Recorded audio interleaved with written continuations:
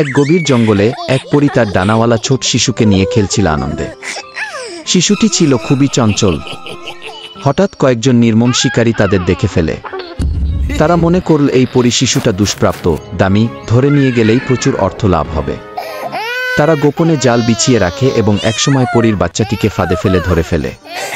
পরী চিৎকার করে কাঁদতে থাকে, কিন্তু তার বিশ্বস্ত সঙ্গী ছিল এক ছোট্ট সাহসী কুকুরছানা, যার নাম ছিল রাফা।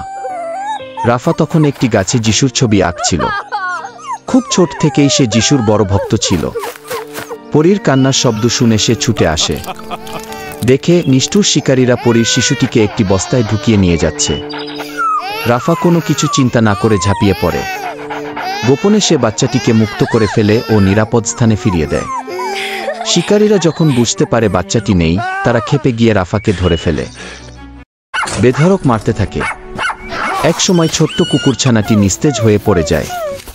কিন্তু হঠাৎ গাছের ওপর আঁকা যিশুর ছবিটি আলো ছড়াতে শুরু করে। এক শুভ্র আলোকচ্ছটা থেকে যিশু আবির্ভূত হন। তিনি কোমল কণ্ঠে বলেন, তুমি সত্যিকারের সাহসিকতা আর আত্মত্যাগের প্রতীক, ছোট বন্ধু। যিশু তার হাত বাড়িয়ে কুকুরছানাটির উপর রাখেন। সঙ্গে সঙ্গে সে জীবিত হয়ে ওঠে, আরও শক্তিশালী ও উজ্জ্বল হয়ে। শিকারীরা পালিয়ে যায় ভয় পেয়ে। পরী কাঁদতে কাঁদতে কুকুরটিকে জড়িয়ে ধরে। জঙ্গলে আবার শান্তি ফিরে আসে।